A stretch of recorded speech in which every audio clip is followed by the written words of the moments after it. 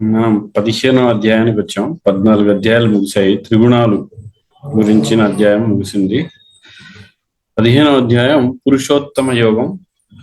ఇది అధిక మాసం, అంటే సాధారణంగా 4 ఏళ్ళకి 3 ఏళ్ళకి అట్లా అధిక మాసం వస్తుంది.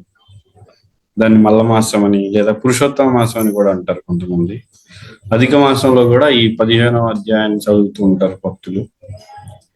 ఇది పురుషోత్తమ యోగం.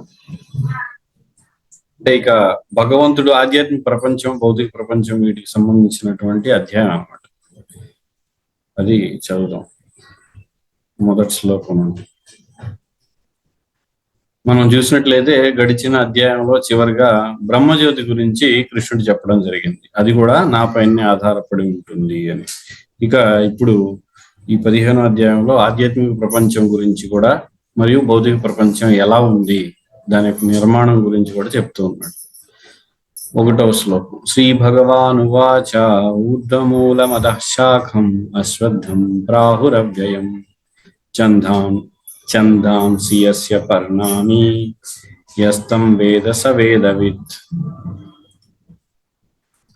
దేవాది దేవుడైన శ్రీకృష్ణ భగవానుడు పలికెను. వేళ్లు ఊర్ధ్వముగను శాఖలు క్రిందిగను వేద రుక్కులే పత్రములుగను కలిగిన శాశ్వతమైన అశ్వత్థ వృక్షం ఒకటి కలదని చెప్పబడింది.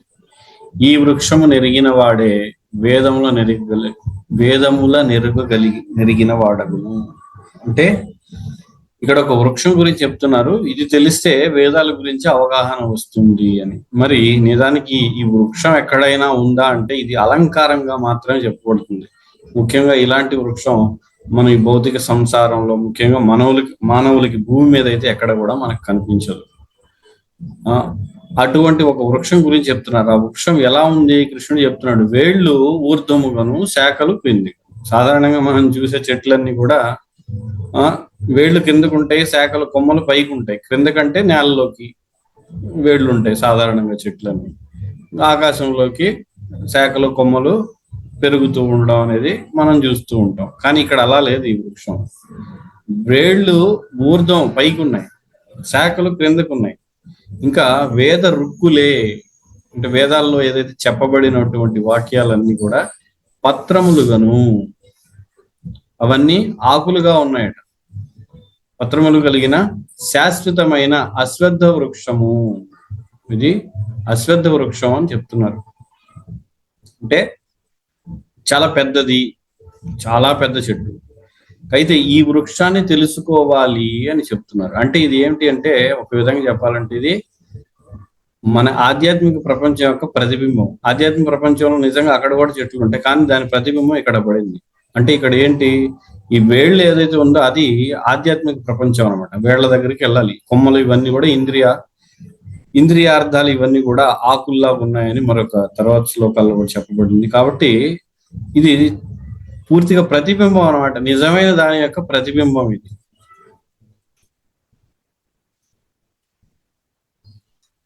ఇక 2వ శ్లోకం. అధశ్చోర్ధ్వం ప్రసృతాస్తస్య శాఖా గుణ ప్రవృద్ధా విషయ ప్రవాలా అధశ్చ మూలాన్యనుసంతతాని కర్మానుబంధీని మనుష్యలోకే. ఈ వృక్ష శాఖలు భౌతిక ప్రకృతి త్రిగుణములచే పోషింపబడి ఊర్ధ్వ అధోముఖములుగా వ్యాపించి ఉన్నవి. ఈ వృక్షానికి సంబంధించిన శాఖలు ఎలా ఉన్నాయి, భౌతిక ప్రకృతి త్రిగుణములచే పోషించబడుతున్నాయి. త్రిగుణాలు సత్వరజస్తమో గుణాల చేత పోషింపబడి ఊర్ధ్వ అధోముఖములుగా వ్యాపించి ఉన్నవి. ఇంకా విచిత్రం ఏంటి, ఈ యొక్క కొమ్మలు కేవలం క్రిందకే కాదు పైకి కూడా ఉన్నాయట. దీని చిగురాకులే ఇంద్రియార్థములు. దీనికి ఏవైతే మెత్తగా ఉన్నటువంటి చిగురుటాకులు ఇంద్రియార్థములు, అవి మెత్తగా ఉంటే అవి ఆకర్షణీయంగా. మనకి ఇంద్రియార్థాలు అంటే ఏమిటి, ఇక్కడ ఇంద్రియాలు వేరు, ఇంద్రియార్థాలు వేరు. ఇంద్రియాలు కళ్ళు, ముక్కు, చెవులు. ఇంద్రియార్థాలు కళ్ళకి సంబంధించినవి ఏంటి, చూసే వస్తువు, అది ఇంద్రియార్థం. అందమైన వస్తువు ఏదైనా కావచ్చు. అదేవిధంగా చెవులకి వినడానికి ఏదైతే వినసొంపుగా ఉండేది అది ఇంద్రియార్థం. ఇవన్నీ చిగురుటాకులు ఈ ఇంద్రియార్థాలతో పోల్చారు. ఇక నాలుగుకి ఇంద్రియార్థం రుచికరమైన పదార్థాలు. చర్మానికి ఇంద్రియార్థం మెత్తని వస్తువులు లేదా చర్మానికి ఆనందాన్ని ఇచ్చేది ఏదైనా కావచ్చు. ఈ విధంగా ఇది ఇంద్రియార్థాలు. ఇలా ఇంద్రియార్థాలన్నీ కూడా చిగురుటాకుల్లాగా ఉన్నాయి ఈ చెట్టుకి. అధోముఖముగను ఉన్న వృక్షపు వేళ్ళు మానవ లోకపు కామ్యకర్మలకు సంబంధించినవై ఉన్నవి. ఇక్కడ ఏం చెప్తున్నారు? ఈ అధోముఖంగా ఉన్నటువంటి వృక్షపు వేళ్ళు, మరి ఊర్ధ్వముఖంగా కూడా వృక్షపు వేళ్ళు ఉన్నాయని మనం చూసాం ఇప్పటి వరకు. అంటే మొట్టమొదటి శ్లోకంలో ఏమిచ్చారు? ఊర్ధ్వంగా వేళ్ళున్నాయి, క్రిందకి శాఖలు ఉన్నాయి అని చెప్తున్నారు, ఆకులు ఉన్నాయి. కానీ ఇక్కడ ఏమని చెప్తున్నాడు కృష్ణుడు? అధోముఖముగను వృక్షపు వేళ్ళు మానవ లోకపు కామ్యకర్మలు. అంటే అసలు ఈ చెట్టు ఎలా ఉంది? పైవైపుకి ఆకులు ఉన్నాయి, పై వైపుకి కూడా వేళ్ళు ఉన్నాయి, క్రింద వైపుకి వేళ్ళు ఉన్నాయి, క్రింద వైపుకి కూడా ఆకులు ఉన్నాయి. అంటే ఏమిటి అసలు ఇది ఎలాంటి చెట్టు? అంటే ఇది సాధారణంగా మనకి అనుభూతిలో ఉన్నటువంటి సాధారణమైన చెట్టు కానే కాదు. కాబట్టి ఈ యొక్క చెట్టు ఎలా ఉందంటే అన్ని వైపులకి విస్తరించి ఉంది. అంటే ఒక మాటలో చెప్పుకోవాలంటే ఇదంతా ఏంటంటే మన యొక్క ఇంద్రియ భోగ ప్రవృత్తి ఎలా విస్తరించి ఉంది అన్ని వైపులకి. చివరికి ఎన్ని వైపులకి? భక్తిలో కూడా ఇంద్రియ భోగం చేయడానికి ప్రయత్నం చేస్తాం. భక్తి చేస్తూనే ఉంటాం, కానీ ఇంద్రియ భోగం కూడా చేస్తూనే ఉంటాం. పైకి భక్తుడిలాగా కనపడుతూ ఉంటాం, కానీ ఇంద్రియ భోగం చేసే ప్రవృత్తి పూర్తిగా వదలలేం. అది అంత సాధారణమైన విషయం కాదు. కానీ క్రమక్రమంగా మనం పురోభివృద్ధి ద్వారా దాన్ని వదిలేయచ్చు. కానీ అది అంత తేలికైన విషయం కాదు. ఏ విధంగా అంటే ఈ చెట్టు ఏ విధంగా అన్ని వైపులకి వేళ్ళు మరియు అన్ని వైపులకి కొమ్మలు ఆకులు విస్తరించి ఉన్నాయో మన యొక్క కోరికలు కూడా. అందుకే ఇక్కడ ఈ శ్లోకంలో చూసినట్లయితే మానవ లోకపు కామ్య కర్మలకు సంబంధించినవి ఉన్నవి. అధోముఖముగాను ఉన్న వృక్షపు వేళ్ళు ఏదైతే ఉందో, ఊర్ధ్వముఖంగా ఉన్న వృక్షపు వేళ్ళు ఎటువంటివి? అది పైకి వెళ్తున్నాయి. అధోముఖంగా వృక్షపు వేళ్ళు కామ్యకర్మలు అని చెప్తున్నారు. కామ్యకర్మలు అంటే మనకి కోరికలతోటి వేదాల్లో ఉన్న కార్యాలు ఏవైతే ఉంటాయో, ఈ వ్రతం ఆ వ్రతం, ఈ ఉపాసన ఆ ఉపాసన, ఇవన్నీ కామ్యకర్మలు. వేదాలను అనుసరిస్తూనే కోరికలు నెరవేర్చుకోవడానికి చేశారు. అవన్నీ వాటిని దేంతో పోల్చారు? అధోముఖంగా ఉన్న వేళ్లతో పోల్చారు. అయితే మరి ఊర్ధ్వముఖంగా ఉన్న వేళ్ళు ఏంటి? అవి మనం పట్టుకోవాల్సినవి. అవే అంటే ఊర్ధ్వలోకానికి వెళ్ళడానికి అవే అసలైనవి. అధోముఖంగా ఉన్న వేళ్ళను పట్టుకుంటే ఇంకా ఇంకా ఇంకా లోతుగా ఎక్కడికి వెళ్ళిపోతాం? కామ్యకర్మలో కూరుకుపోతాం. ఇక ఈ వృక్షపు యొక్క చిగుటాకులను పట్టుకుంటే ఇక అసలు తేరుకునే అవకాశమే లేదు. అంటే ఏమిటి చిగురాకులు? ఇంద్రియార్థాలు వెంట పడితే అసలు ఇక మనసుని నిగ్రహించడం కష్టం. ఇంద్రియార్థాలు దాటి మనస్సు దగ్గరికి మనసుని నిగ్రహించాలి. మనసుని దాటి బుద్ధిని దాటి ఉన్నది ఆత్మ. ఇది మనకి గడిచిన అధ్యాయాల్లో చెప్పారు. ఏంటి? దేనికంటే ఏది గొప్పది? ఇంద్రియార్థాల కంటే ఇంద్రియాల కంటే మనస్సు కంటే బుద్ధి కంటే గొప్పది ఆత్మ. ఈ యొక్క వరుస కూడా మనకి చెప్పడం జరిగింది. కాబట్టి ఇక్కడ చెట్టు ఎటువంటిదంటే ఇది మొత్తం వేదాల యొక్క సారాంశాన్ని గ్రహించడమే ఈ చెట్టును అర్థం చేసుకోవడం. ఏమిటి వేదాల సారం? వేదాల్లో ఎక్కువగా కనిపించేవంతా కూడా కామ్యకర్మలకు సంబంధించినవే ఎక్కువ ఉంటాయి. సారం అనేది కృష్ణుని ఆశ్రయించడం అనేది చాలా తక్కువగా ఉంటుంది. భగవంతుడి గురించి నేరుగా చెప్పడం అనేది కూడా వేదాల్లో చాలా తక్కువగా ఉంటుంది. అందుకని చాలా మంది మేము పురాణాలు చదువుతున్నాం, మేము వేదాలను అనుసరిస్తాం, మేము ధర్మమే కానీ అది భోగం కోసం ఉన్నటువంటి ధర్మం. అంతేగాని యోగం ఏదైతే యోగం కోసం భగవంతుడితో సంబంధాన్ని ఇచ్చేటువంటి యోగంకి సంబంధించినటువంటి ధర్మం ఎక్కడో కనిపిస్తుంది వేదాల్లో వెతికితే, అన్ని చోట్ల కనపడదు. అంటే భక్తి భగవంతుడు దీనికి సంబంధించింది చాలా కొద్దిగా ఉంటుంది. మిగతా అంతా ఇంద్రియ భోగానికి సంబంధించింది వేదాలన్నింటిలో కూడా ఉండేది. ఈ వ్రతం ఆ వ్రతం, ఈ పూజ ఆ పూజ, ఇవన్నీ చాలా ఉన్నాయి. ఇక 3-4 శ్లోకాలు. నరూపమస్యేహ తథోపలభ్యతే నాంతో నాదిర్న చ సంప్రతిష్ఠ అశ్వత్థమేనం సువిరూఢమూలం అసంగ శస్త్రేణ దృఢేన చిత్వా తతః పదం తత్పరిమార్గితవ్యం యస్మిన్ గతా నా నివర్తంతి భూయః. తతః పదం తత్పరిమార్గితవ్యం యస్మిన్ గతా నా నివర్తంతి భూయః తమేవ చాద్యం పురుషం ప్రపద్యే యతః ప్రవృత్తి ప్రసృతా పురాణి. ఈ వృక్షపు యథార్థ రూపమును ఈ జగత్తునందు చూడబడదు. అంటే ఏదైతే ఇక్కడ చెప్తున్న యథార్థ రూపం ఈ జగత్తులు అంటే మనకి ఈ విశ్వంలో కనిపించదు అసలు చెప్పాలంటే. అది దీని అర్థం. అంటే ఇప్పటి వరకు మనం భూమే కాదు, ఇక ఉన్నత లోకాలు కానీ ఇట్లాంటి అసలు ఏ లోకానికి వెళ్ళినా ఇటువంటి చెట్టు కనిపించదు, చూడబడదు. దాని ఆదిని గాని అంతమును గాని లేదా మూలమును గాని ఎవరిను అవగతము చేసుకోలేరు. మొదటి శ్లోకంలో ఎవరైతే దీన్ని అర్థం చేసుకుంటారో ఈ చెట్టుని, వాళ్ళకి వేదాలు, మరి దాని అర్థం ఏమిటి అంటే ఈ యొక్క ఉపమానానికి సంబంధించిన అర్థం, దీని మూలం ఏమిటి, అసలు ఎందుకు ఇదంతా చెప్తున్నారు, అసలు ఇది ఎలాంటిది అని దాన్ని అర్థం చేసుకోవడం అని అర్థం. అంతేగాని ఈ చెట్టు అర్థం కాదు కాబట్టి ఇక దీని గురించి అర్థం కాదు. కొంతమంది వేదాలు ఈ విధంగా కూడా అర్థం చేసుకోవచ్చు కాబట్టి వేదాలని ఎవరు అర్థం చేసుకోలేరు, ఎవరికి తోచింది వాళ్ళు అనుసరించవచ్చు, ఏదైనా మంచిది. అయిపోయింది, ఇక సారాంశం ఏమి లేదు. కానీ మనకి అలా చెప్పట్లేదు ఆచార్యుడు. దీన్ని అర్థం చేసుకోవడం అంటే దీని సారం ఏమిటి, ఈ ఉపమానం ఇది ఒక అలంకారం రూపంలో చెప్తున్నారు. చెట్లు, ఆకులు, తర్వాత వ్రేళ్లు, కొమ్మలు పైకున్నాయి కిందకున్నాయి, ఆకులు వ్రేళ్లు పైకున్నాయి వేళ్ళు కిందకున్నాయి. అంటే ఈ యొక్క సంసారంలో మన యొక్క పరిస్థితి ఎలా ఉంది అంటే ఇంద్రియాల ద్వారా మన పరిస్థితి ఇక్కడ చిక్కుకుపోయి ఉన్నాము. దీని నుంచి బయటపడాలంటే దీని యొక్క సారాన్ని గ్రహించాలి. అంతేగాని కొమ్మలు రెమ్మలు వేళ్ళు పట్టుకొని ఊగిలాడుతూ ఉంటే ఇక్కడే ఉంటూ ఉంటాం, ఇక్కడి నుంచి బయటపడలేము అనేది దీని అర్థం. అందుకే దాని ఆది గాని అంతం గాని లేదా మూలములు గాని ఎవరు అవగతం చేసుకోలేరు. అందుకే కొంతమంది చూస్తే ఏంటంటే ఈ చెట్టు లాగానే చెట్టుకి ఏదైతే చెట్టును అర్థం చేసుకోలేము. కొంతమంది భక్తులు కూడా మనం ఆధ్యాత్మిక ప్రపంచంలో ఉంటే ఇక్కడికి ఎలా పడిపోయాము, అక్కడి నుంచి ఏదీ పడదని చెప్తున్నారు కదా అని దాని గురించి ఆలోచిస్తారు. ఒక విధంగా చెప్పాలంటే అలా ఆలోచించడం మంచిదే. ఎందుకని ఇంద్రియ భోగం గురించి ఆలోచించే కంటే ఆధ్యాత్మిక ప్రపంచం నుంచి ఎలా పడ్డామని ఆలోచించడం మంచిదే. కానీ ఎంత ఆలోచించినా విషయం ఏంటంటే ఎలా పడ్డాము ఎవరికి అర్థం కాదు, ఎలా ఇక్కడికి వచ్చామనేది తెలియదు. ఎందుకని మనకి ఆచార్యులు మిగతా ఇప్పుడు ఎవరైతే ఉన్నారో ఆచార్యులు అందరూ చెప్పేది ఏమిటంటే మీరు దీని నుంచి బయటపడితే అప్పుడు మీరు ఎలా వచ్చారో అర్థం అవుతుంది. అసలు ఇక్కడే ఉండి ఎలా వచ్చారో అర్థం చేసుకోవడానికి ఎంత ప్రయత్నించినా అర్థం కాదు. కాబట్టి ఏ విధంగా అయితే ఈ ప్రశ్న కూడా చాలా మంది ఇప్పటికీ సమాధానం లేదు, ఎలా పడ్డామా లేదా, కానీ మనం ఇక్కడ ఉన్నాము అనేది నిజం. ఎందుకంటే వేదాల్లో ఎక్కడా కూడా మనం అక్కడి నుంచి వచ్చామని కృష్ణుడు కూడా నేరుగా చెప్పలేదు.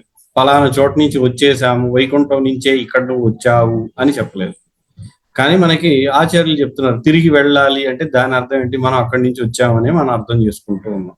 ఇది ఒక పెద్ద వాదనగా నడుస్తూ ఉంది. కానీ ఏది ఏమైనప్పటికీ ఎలా నడిచినా మనం ఇక్కడ నుండి బయటపడాలి అనేది మాత్రం నిజం, అది అందరూ అంగీకరించే సత్యం.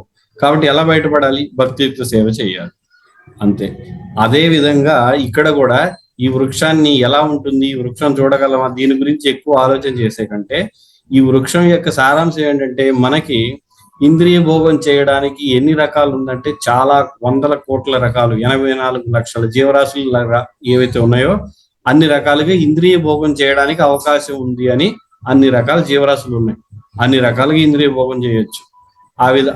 ఏదైతే ఆ ఇంద్రియ భోగం ఉందో ఆ విధంగానే ఇక్కడ ఈ చెట్టు ఉపమానం ద్వారా అలంకారం ద్వారా మనకి చెప్తున్నారు మనం ఇక్కడ కూరుకుపోయి ఉన్నాము, దీని నుంచి బయటపడే మార్గం ఈ శ్లోకంలో చెప్పబడింది. ఏమని తెలియదు కానీ మానవుడు దృఢ నిశ్చయంతో అనాసక్తి అను ఆయుధముతో దృఢమైన వేళ్లు గల ఈ సంసార వృక్షమును ఛేదింపవలెను. అంటే ఈ వృక్షాన్ని దాటి వెళ్ళాలి, ఛేదించాలి, ఇక్కడే కూరుకుపోయి ఉండకూడదు. ఆ పిదప పునరావృత్తి రహితమైన దివ్య పదమును అన్వేషించి అనాది కాలము నుండి ఎవని వలన సర్వము ఆరంభమయ్యను మరియు ఎవనుండి సర్వము వ్యాప్తి చెందెను అట్టి దేవాది దేవుని అచ్చట శరణు పొందవలెను. కాబట్టి ఈ వృక్షాన్ని ఛేదించే మార్గం ఏమిటి, ఒకటే అనాసక్తి. అనాసక్తి అంటే ఆసక్తి అంటే తెలుసుకోవాలి. ఆసక్తి అంటే ఏమిటి, తీవ్రమైన కోరిక. ఆసక్తి అంటే తీవ్రమైన కోరిక, ఏదో కావాలని కాదు, తీవ్రంగా. ఎంత తీవ్రం, అది నాది అనేటువంటిది, నేను నాది అనే భావన. అది ఎక్కడుంది, మనకి ఉంది. మనం ఏది చివరికి ప్రచారం చేసినా ఎవడైనా భక్తుడు అయ్యాడు మన ప్రచారం, వాడు కూడా నా వల్లనే అయ్యాడు అని అనుకుంటూ ఉంటాం. అది మనం ఇక భౌతిక విషయాలు ఎలాగో వదిలేస్తాం, చివరికి ప్రచారం ఇందులో కూడా. కారణం ఏంటంటే అది సహజంగా ఉంటుంది, మనకు ఆ భావన వచ్చేస్తుంది. కారణం మనం వాళ్ళతో ఒక సంబంధాన్ని కలిగి ఉంటాం కనుక మనం వాళ్ళకి ప్రచారం చేసి ఉండడం లేదా చెప్పడం, అది వాళ్ళు నేర్చుకోవడం, కాబట్టి దీనికి కారణం నేనే. ఇక్కడ సూక్ష్మంగా గమనిస్తే ఇది కృష్ణుడి ఏర్పాటు వలన వాళ్ళు కలవడం, వాళ్ళకి ప్రచారం చేయడం ఇదంతా జరిగింది, కృష్ణుడు వలన జరిగింది. కానీ అది గుర్తుండదు మనకి. గుర్తుండగా నేనే చేశాను, లేదా నేను ఉద్ధరించాను, లేదా నా వలన నా పిల్లలు రోజు అన్నం తింటున్నారంటే నేను వండడం వల్ల నేను తెల్లి అనుకుంటుంది, లేదా నా భర్తకి నేను సేవ చేయడం వల్లనే ఆయన అన్ని చేయగలుగుతున్నాడు, లేదంటే ఉద్యోగం ఎలా చేస్తాడని అదే భార్య అనుకుంటుంది. అదే భర్త కూడా నేను లేకపోతే వీళ్ళందరూ, ఎవడికి వాడు ఈ ప్రపంచంలో ప్రతి ఒక్కడు నేను, నాది, నా వలన ఇది జరుగుతుంది, నేను ఇది చేస్తున్నాను, నేను ఇది అంతా ఇంత అనుకుంటూ ఇదంతా కేవలం భ్రమ మాత్రమే. మరి అయితే సందేహం వస్తుంది, మరి మనది ఏది లేనప్పుడు మనం ఏం చేస్తున్నాం ఇక్కడ, మనం ఎందుకు ఉన్నాం అంటే మన యొక్క కోరిక ప్రకారమే ఇక్కడ, కోరిక మరియు మనం చేసే ప్రయత్నం ద్వారా ఇక్కడ అన్ని ఏర్పడుతున్నాయి.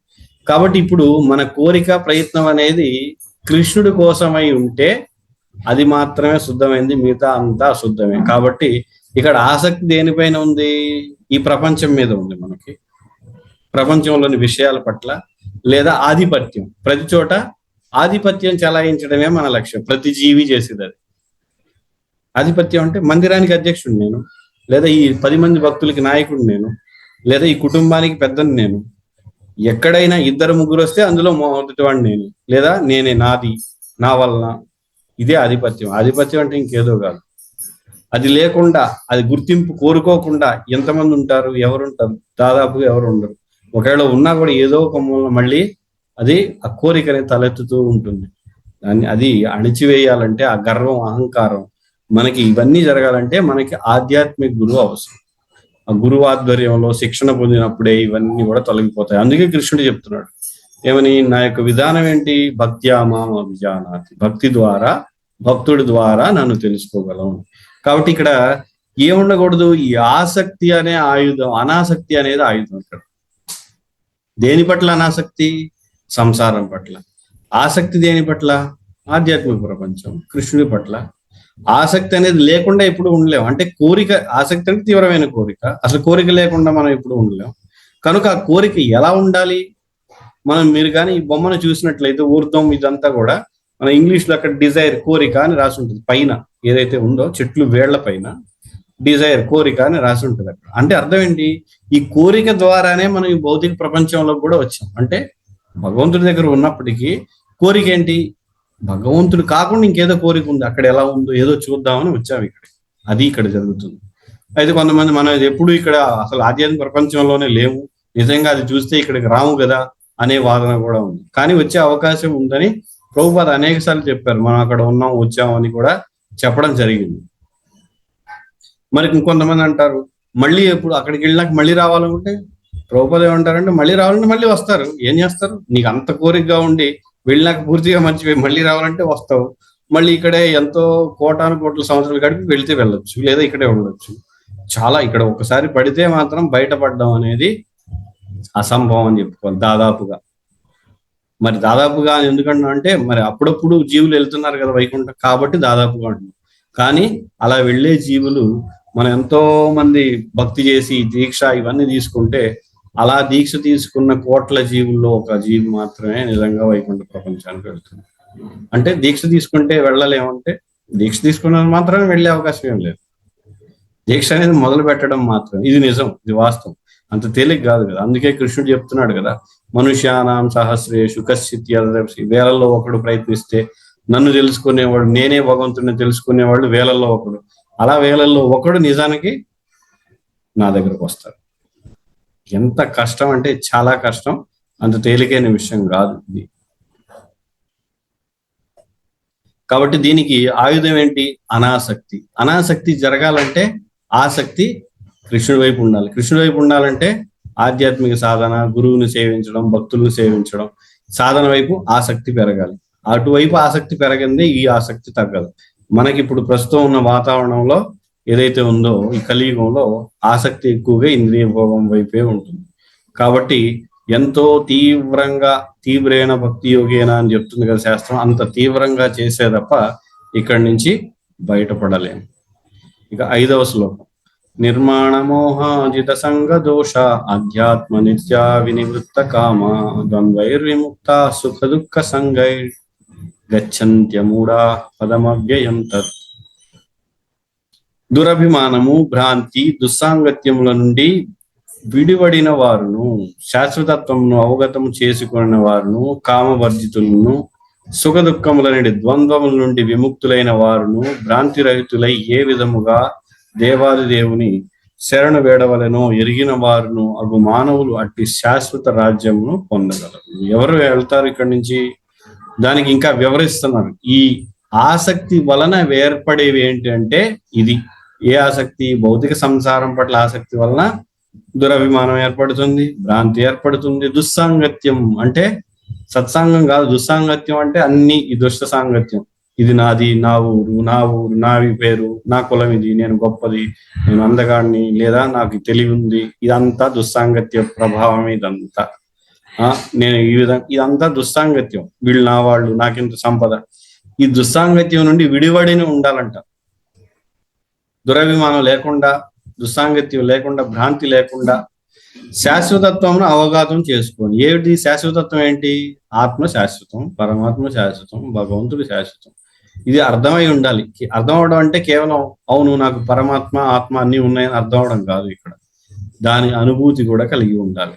అంటే నన్ను నేను తెలుసుకొని నా అనుభూతి, ఆత్మానుభూతి కలిగి ఉండి, కామవర్జితులను ఎప్పుడైతే ఈ అనుభూతి కలుగుతుందో అప్పుడు మాత్రమే వదలగలం. ఈ కామవర్జితులు అంటే ఈ భౌతిక కామాన్ని వదిలేయాలి.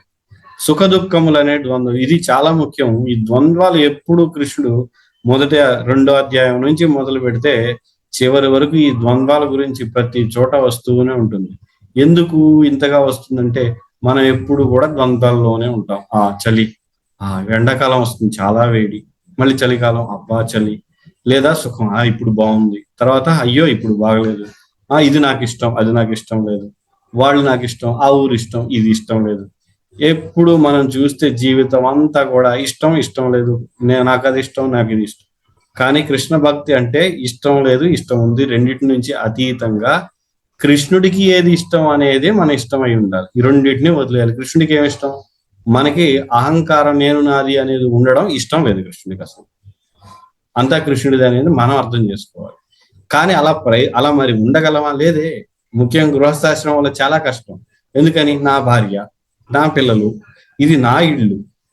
ఎందుకని? దేహాత్మ భావన ద్వారా, దేహం ద్వారా స్త్రీ పురుషులు కలుస్తారు. ఆ దేహాలు కలవడం వల్లనే సంతానోత్పత్తి. కాబట్టి ఆ భావన చాలా దృఢంగా ఉంటుంది అక్కడ. అందుకని ఆ గృహస్థాశ్రమం నుంచి బయటికి రావడం కోసమే వానప్రస్థం, ఇవన్నీ తర్వాత. లేదా అక్కడే కూరుకుపోయి మేము గృహస్థులం అంటే గృహస్థులు అనేది, అందుకే గృహస్థాశ్రమం అనేది చెప్పాలంటే ఇక్కడే ఉంటుంది. ఆధ్యాత్మిక ప్రపంచంలో అది పేరుకు మాత్రం, కానీ అక్కడ నిజంగా ఈ బంధాలు ఏమి ఉండవు. ఇక్కడే ఉంటుంది ఇదంతా. ఏంటి? ఈ గృహస్థాశ్రమం, ఈ శారీరక బంధం, వీటి ద్వారా వచ్చేటువంటి బంధాలని వదలడం చాలా కష్టం. కనుక మనకి వర్ణాశ్రమ విధానంలో తర్వాత ఆశ్రమాలు ఉన్నాయి, అంతటితో ఆగిపోకూడదు అది. కాబట్టి ఇవన్నీ కూడా వదలాలి అంటే తీవ్రంగా సాధన చేయాలి. ఇంకా ముఖ్యంగా మన ఉద్యమంలో ఏదైతే ఉందో ఈ చివరిది మనకి మిగిలి ఉన్న ఈ వర్ణాశ్రమ విధానాన్ని ప్రవేశపెట్టి ఆ విధంగా జీవిస్తే తప్ప ఇప్పుడున్న ఏదైతే ఈ మోడర్న్ నవీనం అనేది, ఫోన్లు అవి ఇవి రకరకాల పిచ్చి పిచ్చి సదుపాయాలు, అంటే బుర్రని పాడు చేసే సదుపాయాలన్నీ కూడా అవి లేకుండా జీవించగలిగితే ప్రకృతికి దగ్గరగా ఉంటాం, భగవంతుడిని గుర్తుంచుకోవడానికి అవకాశం. అలానే అక్కడ ఉన్నంత మాత్రం శుద్ధ భక్తులు వెంటనే అయిపోరు. అలా పూర్వకాలం లాగా మనం జీవిస్తే శుద్ధ భక్తులు అవుతామంటే చెప్పలేము, అవ్వం. కానీ మనం దాన్ని వినియోగించుకోగలిగి ఉండాలి. అలా లేనట్లయితే మనం అలాంటి వాతావరణం లేకుండా, ఎందుకని ఈ సత్వరజస్ తమో గుణాల ప్రభావంలో ఉంటాం. సత్వగుణం రావాలంటే అటువంటి వాతావరణం ఉండాలి. ఇప్పుడు ఏదైతే నవీన కాలంలో ఉన్నదంతా కూడా ఎక్కువ రజోగుణ తమో గుణాలే. కాబట్టి ఇక సత్వగుణం లేనిది నిజమైన దృష్టి మనకి ఉండదు. కనుక ఆసక్తి అనేది, సంసారం పట్ల ఆసక్తి అనేది తొలగిపోదు. యథార్థ దృష్టి కావాలంటే సత్వగుణం కావాలి. కాబట్టి ఎవరైతే ఈ భ్రాంతి వీటి నుంచి బయటపడతారో వాళ్లే శాశ్వత రాజ్యమును, అంటే గోలోకం లేదా వైకుంఠంని పొందగలరు. మిగతా వాళ్ళు ఎవరు కూడా పొందే అవకాశం లేదు అని చెప్తున్నాడు ఇక్కడ కృష్ణుడు. హరే కృష్ణ. ఎవరికైనా ఏమైనా సందేహాలు ఉంటే అడగచ్చు. వేలాది మందిలో, కోటాను కోట్ల మందిలో ఒకనొకడు మాత్రం నన్ను చేరుకోగలడని కృష్ణుడు చెప్తున్నాడు కదా ప్రభుజీ. మరి అది చాలా దుర్లభము, ఎంతో సాధన కృషి ఉంటే తప్ప చేరుకోలేమని చెప్పారు. మరి ఆ కృషి ఆ సాధన మరి చేసుకుంటున్నాము. ఇప్పుడు మనం భక్తులుగా మారేదానికి ప్రయత్నం చేస్తున్నాం, సాధన చేస్తున్నాం ప్రభు. ఒకవేళ మనం గోలోకం చేరుకోకపోయినట్లయితే మరి మన తర్వాత జన్మ ఏమొస్తుంది ప్రభు? అసలు మనం ఏమైపోతాం ప్రభు? చెప్పండి ఎవరైతే. సాధనలో ఎవరైతే సాధన నిజాయితీగా చేస్తారో వాళ్ళకి ఖచ్చితంగా మళ్ళీ అవకాశం, అంటే మళ్ళీ మానవుడిగా పుట్టొచ్చు, లేదా ఊర్త లోకాల్లో జనలోక, మహర్లోక, తపోలోకాలు ఉన్నాయి. అక్కడికి వెళ్ళి మనకి తపస్సు చేసుకునే అవకాశం భగవంతుడు కల్పించవచ్చు, అందులో సందేహమే లేదు. కానీ అవకాశం అయితే కల్పిస్తాడు. కానీ అక్కడుండి మళ్ళీ అక్కడ అప్సరులు ఇంకా చాలా రకరకాల ఆకర్షణీయమైన ఉంటాయి, అవి చూసి ఆకర్షింపబడి వాటి వెనకాల పడవచ్చు. లేదా మళ్ళీ మనిషిగా పుట్టి మంచి ధనికుల కుటుంబంలో పుడితే అక్కడ ఉన్న సదుపాయాల ద్వారా భోగం చేయొచ్చు, మళ్ళీ భక్తి వదిలేయచ్చు. భక్తి మార్గంలోకి రావడానికి చాలా కాలం కూడా పట్టవచ్చు. అది మన చేతిలో అయితే లేదు. కానీ భగవంతుడు అయితే ఖచ్చితంగా అవకాశాన్ని కల్పిస్తాడు. అది మనకి ముందరే అయిపోయింది. భగవద్గీతలో మొదట్లోనే చెప్పారు కదా. అంటే అర్జునుడు అడుగుతాడు, ఒకవేళ యోగ మార్గంలో ఉంటూ మధ్యలో పడిపోయిన వాడి పరిస్థితి ఏమిటి అంటే, చాలా కొద్దిగా పురోభివృద్ధి సాధిస్తే ఏమవుతుంది, వాడు మళ్ళీ ధనికుల ఇంట్లో ఇటువంటి ఇంట్లో ఎక్కువ పురోభివృద్ధి సాధిస్తే నేరుగా ఆధ్యాత్మికమైన కుటుంబాలలో ఆధ్యాత్మిక సాధన చేసే వాళ్ళలో జన్మిస్తాడు అని చెప్తున్నాడు. కానీ ఎక్కడ జన్మించినా మళ్ళీ వాడు తీసుకోవడం అనేది వాడి యొక్క కోరిక మీద, వాడు ఏమి ఎన్నుకుంటాడు అనే దాని మీద ఆధారపడి ఉంది. కానీ ఖచ్చితంగా వాడు భక్తి మొదలు పెడతాడు అని కృష్ణుడు ఎక్కడ చెప్పలేదు. మరి ఆ కోరిక అనేది ఆ జన్మ తీసుకున్న తర్వాత వాడికి తెలియదు కదా ప్రభుజీ. మరి అది ఎట్లా ప్రభుజీ? అది కూడా బాగా ఎందుకు ఉండదు? కోరిక ఎప్పుడు ఉంటుంది కదా. ఇది భక్తి చేసిన కోరిక కూడా ఉంటుంది. దానికి మించి ఇంద్రియ భోగ కోరిక పెరిగితే అప్పుడు చెప్పలేము.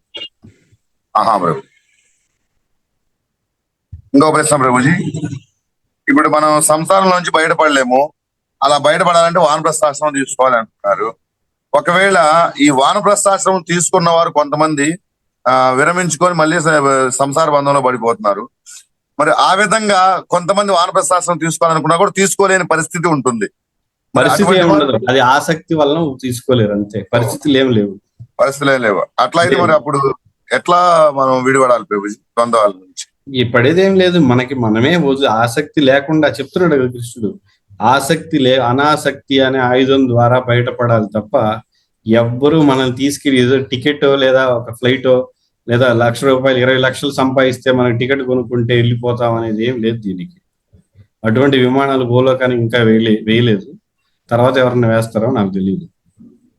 అయితే ఎవరికి వాళ్ళే అనాసక్తి పెంచుకొని సాధన చేసుకోవాలి. అంటే అనాసక్తి అంటే వైరాగ్య విద్య, నిజ భక్తి యోగ. నిజమైన భక్తి చేస్తే వైరాగ్యం వస్తుంది.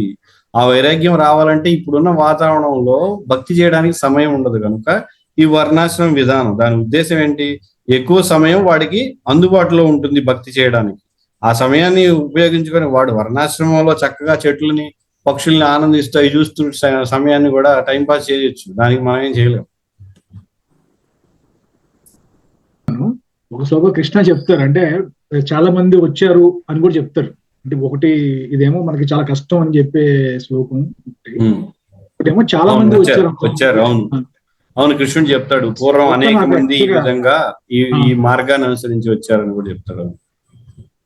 అనేక మంది అక్కడ ఉద్దేశం ఏంటంటే, కృష్ణుడి దృష్టిలో ఎందుకు అనేక మంది అంటున్నాడంటే, కృష్ణుడి దృష్టిలో కాలం అనేది లేదు, ఎంతో మందిని ఆయన చూశాడు. కానీ మన దృష్టిలో మనం ఒక బ్రహ్మ ఉన్నంత కాలంలో వెళ్ళేది బయటికి చాలా అరుదు కాబట్టి తక్కువ. కృష్ణుడి దృష్టి నుండి అనాది కాలం చూస్తూనే ఉన్నాడు, వస్తూనే ఉన్నారు కదా. ఒకళ్ళు ఇద్దరు అప్పుడప్పుడు వచ్చేది కూడా. కృష్ణుడి దృష్టిలో ఈ కాలం అనేది లేదు కాబట్టి ఆయన దృష్టిలో చాలా మంది వచ్చినట్లే. అలా మనకు కొన్ని అంటే బాగా హోప్ ఇచ్చే శ్లోకాస్ 2.72 మనకి 2వ అధ్యాయం ఆఖరి శ్లోకం. అంటే జనరల్ గా ఏంటంటే, ఇది ఎవరైతే ఈ పాత్రలో మనం కంటిన్యూ అవ్వాలి అనే దానికి అది చాలా నాకు పర్సనల్ గా హెల్ప్ చేసింది. మీరు కూడా ఒకసారి నాకు చెప్పారు ఈ పాయింట్. అంటే మనం జీవితం అంతా సాధన చేసి మనం అంత్య కాలంలో, అంటే శరీరం వదిలేసే టైంలో అయినా సరే మనకు ఆ రియలైజేషన్ వస్తే భగవంతుడు మనకి అవకాశం ఉంటుందని చెప్పేసి అక్కడ చాలా హోప్ఫుల్ గా ఉంటది యాక్చువల్ గా. అంటే అది అవును, అందుకే కదా కృష్ణుడు చెప్తున్నాడు, స్వల్పం అప్యేస్య ధర్మస్య త్రాయతే మహతో భయాత్. మీరు అందుకే ఈ మార్గంలో పతనం అయినా ఎటువంటి నష్టం ఏమీ లేదు. కాబట్టి వీలైనంత ఎక్కువగా చేయడానికే ప్రయత్నం చేస్తూ ఉండాలి. అంతేగాని మనకి చివరికి నేను ఎలాగో వెళ్ళలేను, కోట్లలో ఒకడు కదా, ఇంక నేను ఎందుకులే వెళ్ళడం, ఇంకెందుకు భక్తి చేయడం అనుకుంటే అసలు ఎప్పటికీ వెళ్ళలేం. అంటే మనకంటే ఈ జీవితంలోనే, ఈ జన్మలోనే అంటే ఒక హోప్ఫుల్ గా పాజిటివ్ అవుట్లుక్ తో ఉండడానికి అంటే ఇప్పుడు మనం జనరల్ గా అది ఎస్పెషల్లీ గృహస్థాశ్రమంలో ఉండే వాళ్ళకి జనరల్ గా ఏమవుద్దంటే ఈ రెస్పాన్సిబిలిటీస్ అనండి, అటాచ్మెంట్స్ అనండి, మమకారం ఇవన్నీ ఉండి వాళ్ళకి తెలుస్తూ ఉంటది అనమాట. ఓకే, ఇది మనం ఒకసారి ఇది మనం చేయట్లేదు, ఇది మనకు అలా జరుగుతున్నాయి, అన్ని కలిపి జరుగుతూ ఉన్నాయి. కానీ మనకేమనిపిస్తుంది అంటే మనం చేసామనే భావన వస్తుంది. కానీ కొద్దిగా సూక్ష్మంగా అర్థం చేసుకుంటే ఇది మనం చేయట్లేదు, అన్ని కలిసి మనకి మోడ్స్ ఆఫ్ మెటీరియల్ నేచర్ అండి, టైం కూడా కలిసి వచ్చి వేరే వాళ్ళు కూడా సహాయం చేసి కృష్ణ కూడా పరమాత్మ లాగా మనకి సూచనలు ఇచ్చి జరుగుతున్నాయి అనేది మనం తెలుసుకుంటాం. కానీ మళ్ళీ వెంటనే భ్రాంతికి గురవుతూ ఉంటాం, అంటే భ్రాంతి ఎక్కువ గురవుతుంది. అయితే ప్రభుజీలా ఇప్పుడు మనకి ఇదే పాత్రలో ఉండటం వల్ల మనం అంటే మనకి ఆ టైం ఉంటే కనుక, ఇప్పుడు మనకి ఆల్రెడీ మనం చనిపోయిన టైంలో వచ్చిన టైంలో లాంగ్ కొద్దిగా బతకగలిగితే, మరి సడన్ గా 55 ఏళ్లకు 60 ఏళ్లకు సడన్ డెత్ వస్తే చెప్పలేం. కానీ కొంచెం రిఫ్లెక్షన్ టైం ఉంటే గానీ అది క్లియర్ గా తెలుస్తుంది ప్రభుజీ. ఆటోమేటిక్ గా ఉద్యోగం ఉండదు, రిటైర్ అయిపోయి ఉంటాడు, ఎవరు పట్టించుకోరు వాడిని, ఇంట్లో కూడా రెస్పెక్ట్ ఉండదు, బయట ఎలానో పట్టించుకోరు, ఒక మూలన పెట్టేస్తారు. ఆ టైంకి బాగా డీప్ రిలేషన్ కి మనం చదువుకొని ఉంటాం కాబట్టి రియలైజేషన్ వస్తుంది. అలా రియలైజ్ అయ్యి బాగా ఫోకస్ చేసుకుంటే ఛాన్స్ ఉండదు కదా ప్రభుజీ మనం వెళ్ళడానికి. అవకాశం అయితే ఇప్పుడు ఉంటది, మళ్ళీ జన్మలో. ఇప్పటికి ఎలాగో అప్పటికి ఏ సాక్షాత్కారం వస్తుందంటే ఈ జన్మలో ఎలాగో వృధా చేశాను, మళ్ళీ చెయ్యాలి అనే కోరికతో చనిపోతే వచ్చే జన్మలో మళ్ళీ మొదలు పెట్టచ్చు భక్తి, దాన్నే ఉంది. అయితే ఇక్కడ ఇంకో విషయం, గృహస్థులని అన్నాను కానీ ఉదాహరణకి మనకి శ్రీమద్ భాగవతం చూస్తే భరత మహారాజు అక్కడ ఏమని రాస్తారు, భరత మహారాజు అందమైన భార్యని, మంచి రాజ్యాన్ని, అన్నిటిని కూడా వదిలేసుకుని అడవులకి వెళ్తే అక్కడ ఏమైంది, జింక పట్ల ఆసక్తి వచ్చింది. కాబట్టి నేను నాది అనే ఆసక్తి, అంటే నేను దాన్ని పోషించాను కదా, నా దగ్గర రోజు తిరిగింది కదా అని జింక గురించి ఆలోచించాడు భరత మహారాజు. మరణ సమయంలో అది ఏమైపోతుందో అన్న ఆలోచన ఇది. కాబట్టి ఇది కేవలం గృహస్థులు అయితే మాత్రాన్ని ఆసక్తి ఉంటుంది అనేది ఏమి లేదు. కాబట్టి అక్కడ చాలా విపరీతంగా ఆసక్తి ఉంటుంది ఆ ఆశ్రమంలో. కారణం ఏంటంటే ఈ శరీరాన్ని ఉపయోగించి భోగం అనేది అక్కడ జరుగుతుంది, దానికి అవకాశం అక్కడ ఇచ్చారు శరీరంతో తినడానికి లేదా మైథునానికి, వీటికి కారణం. గ్రంథరాజ్ శ్రీమద్ భగవద్గీతకి జయ, శ్రీల ప్రభుపాదకి జయ. వాంఛాకల్పతరుభ్యశ్చ కృపా సింధుభ్యో చ పతితానాం పావనేభ్యో వైష్ణవేభ్యో